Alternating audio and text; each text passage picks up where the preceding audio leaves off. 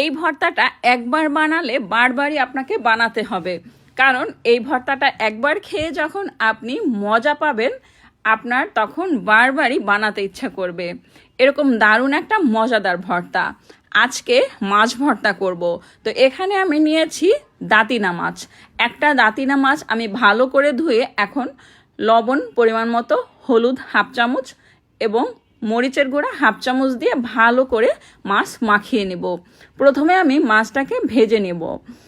আর এই ভর্তাটা যে কোনো মাছ দিয়েই করতে পারেন, যেমন তেলাপিয়া মাছ হতে পারে বা টাকি মাছও হতে পারে, রুই মাছ হতে পারে।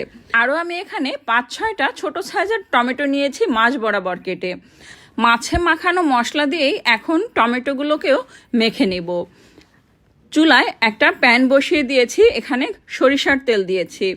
এখন আমি মাছ এবং টমেটো ভালো করে ভেজে নিব। দিয়ে দিব 2টা কাঁচামরিচ, রসুন দিব 5-6 কোয়া। আরও দিব আমি এখানে পেঁয়াজ। আমি এখানে ছোট সাইজের 2টা পেঁয়াজ মাছ বরাবর কেটে নিয়েছি, 4 ফালি করে নিয়েছি। দিয়ে দিব ফ্রাই প্যানের মধ্যে টমেটো এবং মাছ আমি ভালো করে ভেজে নিব। আর এখন ঢাকনা দিয়ে ঢেকে দিব যাতে টমেটোগুলো এবং পেঁয়াজ রসুন সব কিছুই খুব ভালোভাবে সিদ্ধ হয়ে যায়।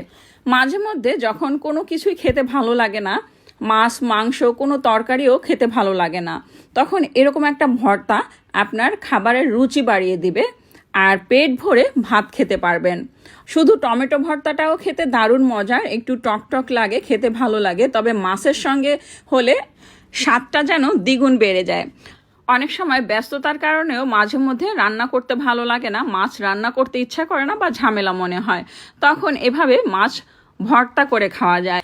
ব্যাচেলার ভাইয়ারা যারা আছেন তাদের জন্য দারুণ মজাদার এই মাছ ভর্তা। মাছ রান্না করার ঝামেলা থেকে এই মাছ ভর্তা করে খাওয়া যায়, ঝামেলা মুক্ত এবং খুব ঝটপট করে তৈরি করা যায়, খেতেও অসম্ভব মজার। তো আমি টমেটোগুলো উঠিয়ে এখন মাছ ভালো করে আরও ভেজে নিচ্ছি। মাছ ভাজা হয়ে গেছে, এখন আমি তুলে নিব। মাছ ঠান্ডা হওয়ার পরে ভর্তা করার জন্য মাছের কাঁটা আমি ছাড়িয়ে নিব। আর এই মাছটা, বিশেষ করে দাঁতিনা মাছটা অসম্ভব মজার। এই মাছটা রান্না করে খেলেও দারুণ মজার, আর ভর্তার কথা নাই বললাম। একবার হলেও ট্রাই করবেন এই মাছটা খেতে কতটা মজার। যারা খেয়েছেন তারা তো জানেন যে কতটা মজার এই মাছটা, দাঁতিনা মাছ। তবে এর কাঁটাগুলো এতটাই শক্ত, হাতে একটু লেগে গেলেই মনে হয় একদম জ্বলে পুড়ে যায়। খুব সাবধানে মাছের কাঁটা বেছে নিতে হবে।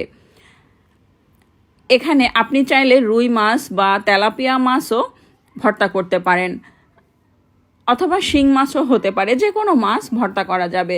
তো আমি এখানে 2টা কাঁচামরিচ নিয়েছি আর 2টা শুকনা মরিচ নিয়েছি। এখন ভালো করে ভর্তাটা মেখে নিব। টমেটোর উপরের যে ছোকলাটা আছে সেটা একদমই পাতলা, ফেলেও দিতে পারেন, আবার ভর্তার মধ্যে থাকলেও কোনো সমস্যা নেই। এই ভর্তাটা একটু ঝাল ঝাল হলেই বেশি ভালো লাগে, তবে আমি বেশি ঝাল দিচ্ছি না। তার কারণ হলো যেহেতু আমার মা খাবে, তো এই কারণে ঝালটা আমি একটু কমিয়ে দিচ্ছি। মা বেশি ঝাল খেতে পারে না, যার কারণে যে কোনো ভর্তা করলে আমি ঝালের পরিমাণটা একটু কমিয়ে দিই। তবে আমি যখন শুটকি ভর্তা করি, মা শুটকি ভর্তা খায় না, ওখানে ঝালের পরিমাণটা বেশি বাড়িয়ে দিই, আর সেটা আমি একাই খাই, কারণ আমার ঝাল খুবই পছন্দ। তবে মা ঝাল খেতে পারে না, যার কারণে ঝালটা কমই দেই যে কোনো ভর্তায়। তো এখন আমি দিয়ে দিলাম এখানে ধনেপাতা এবং সরিষার তেল। এখন ভালো করে মাখিয়ে নিব। ব্যাচেলার ভাইয়াদের কাছে আমার রিকোয়েস্ট থাকবে, অবশ্যই একবার হলেও এই ভর্তাটা ট্রাই করবেন, এবং যারা প্রবাসী ভাইয়ারা আছেন একবার হলেও ট্রাই করবেন। যে কোনো মাছ আপনি ভর্তা করতে পারেন, রান্নার থেকে ভর্তাটাই আমার কাছে মনে হয় বেশি ভালো লাগে। মাছের রান্না স্বাদটা আলাদা এবং ভর্তার স্বাদটা সম্পূর্ণই আলাদা। আর যেদিন এই ভর্তাটা করবেন ভাতের পরিমাণটা বাড়িয়ে দিবেন। এতক্ষণ ধৈর্য ধরে আমার রেসিপিটা দেখার জন্য আপনাদের জানাই অসংখ্য অসংখ্য ধন্যবাদ। পরবর্তী রেসিপি দেখার আমন্ত্রণ রইল। সবাই ভালো থাকবেন। আজ এ পর্যন্ত। আল্লাহ হাফেজ। আসসালামু আলাইকুম।